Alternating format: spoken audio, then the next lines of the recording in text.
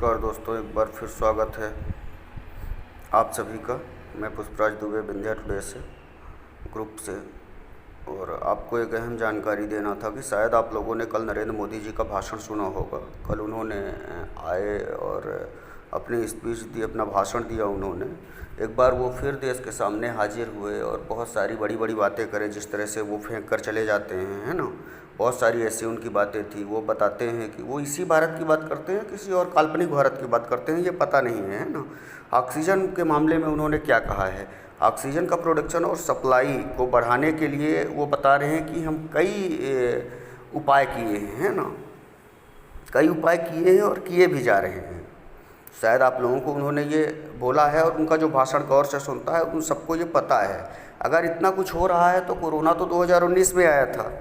जब वो 2019 में आया था तो अभी 2020, 2021 अभी तक ये क्या कर रहे थे? 2 साल ये क्या कर रहे थे?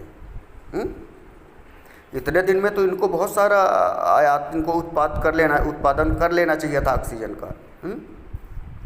चारों तरफ ऑक्सीजन की हाहाकार मची है। यहाँ आप छोटे छोटे सामुदायिक स्वास्थ्य केंद्र में जाएंगे तो वहाँ ऑक्सीजन का एक भी सिलेंडर नहीं है, या तो शायद एम्बुलेंसों में भी अब ऑक्सीजन की कमी आने लगी है। तो आखिर ये सब होगा कैसे? कल आपने सुना होगा कि कल दिल्ली के सीएम ने ऑक्सीजन ख़त्म होने की जानकारी सरकार को दे दी थी, और शायद कल एक टैंकर ऑक्सीजन दिल्ली के हॉस्पिटल में नहीं पहुंचता तो शायद वहां पर बहुत सारी जानें जा सकती थी। पता नहीं कितनी मौतें वहां पर होती, लेकिन शायद वहां पे पहुंचा किसी तरीके से। जीटीबी जो वहां की हॉस्पिटल है, वहाँ ऑक्सीजन का टैंकर पहुँचा, और यदि नहीं पहुँचती तो बहुत सारी मौतें होती, तो पहुँच गया था वहाँ पे।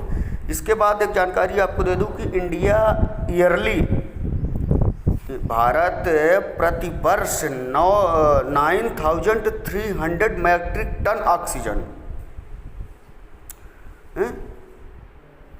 विदेशों को बेचता है। पिछले साल ये बेचा। इनको पता नहीं था, जब 2019 में कोरोना आ गया था तो इनको नहीं पता था कि हमें ऑक्सीजन की किस पैमाने में ज़रूरत पड़ेगी।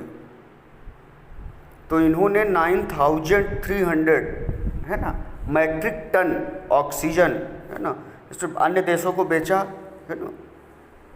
और ये जो रिपोर्ट है ये हमारी रिपोर्ट नहीं है, ये इसी आपके ऑक्सीजन जो ये बेचे हैं ये अच्छा, फिर ये 2020 में 4,500 मैट्रिक टन, 2020 में 4,500 मैट्रिक टन, मतलब सीधे ये 2 गुना कर दिए उसको।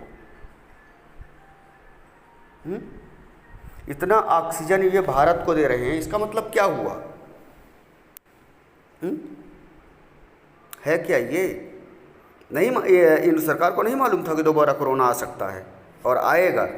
शायद आपको पता होगा कि सबसे ज़्यादा, जब हमने बता दिया कि भारत में ऑक्सीजन सबसे ज़्यादा उत्पाद भारत ही करता है ऑक्सीजन का, फिर भी सरकार आके बड़ी बड़ी बातें और फेंक कर ये चले जाते हैं। लोग मर रहे हैं, उनकी चिंता नहीं है कि लोग क्यों मर रहे हैं। ऑक्सीजन नहीं मिलेगा तो मरेगा ही आदमी। हम जिस जीवन में, ये दिल्ली की बातें हैं, आप तो रीवा, सीधी, शहडोल, सिंगरौली, इनकी बात ही मत करिए। यहाँ ऑक्सीजन ही नहीं है भैया। यहाँ तो ऑक्सीजन, अब भगवान भरोसे आदमी जिंदा है। जो लोग हॉस्पिटल जा रहे हैं वो ये ना समझे कि वो हॉस्पिटल में ठीक हो रहे हैं। जितने भी सामुदायिक स्वास्थ्य केंद्र हैं वहाँ पे आप जाएंगे तो मरहम पट्टी तक उपलब्ध नहीं है यार, तो ऑक्सीजन कैसे मिलेगा? और फिर ये बता देते हैं कि वो ऑक्सीजन इंडस्ट्री के लिए है। वो, अरे ऑक्सीजन एक ही है, ऑक्सीजन कोई अलग अलग नहीं होता है।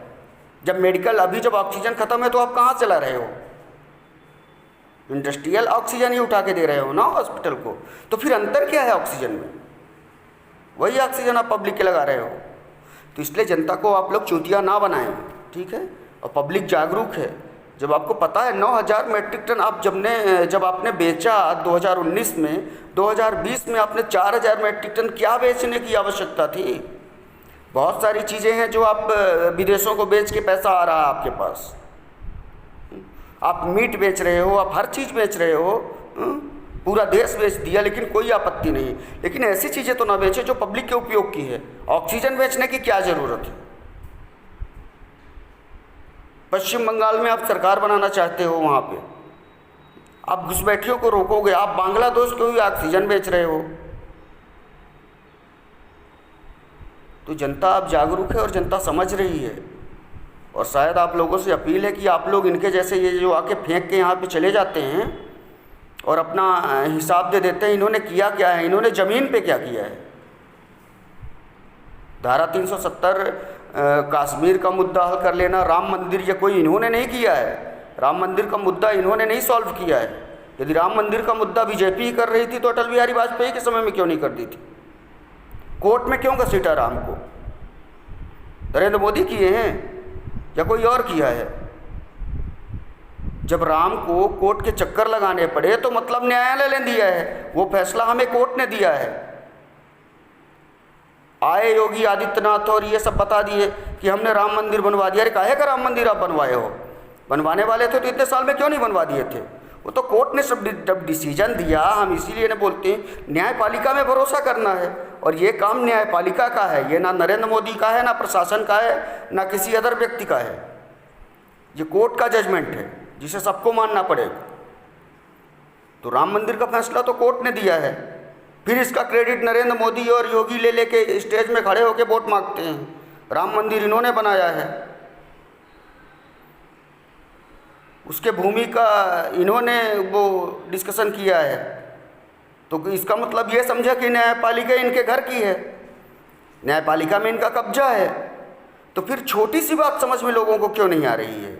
यदि ये बोलते हैं कि राम मंदिर का मुद्दा इन्होंने सुलझाया तो इसका मतलब ये है कि कोर्ट नरेंद्र मोदी के घर का है, कोर्ट पे इनकी अच्छी खासी पकड़ है। और यदि इनकी पकड़ नहीं है तो फिर ये माने कि राम मंदिर का मुद्दा ना तो भारतीय जनता पार्टी ने समझाया है, इसको सुलझाया है, जबकि ये न्यायालय का काम है, भारत के संविधान का काम है।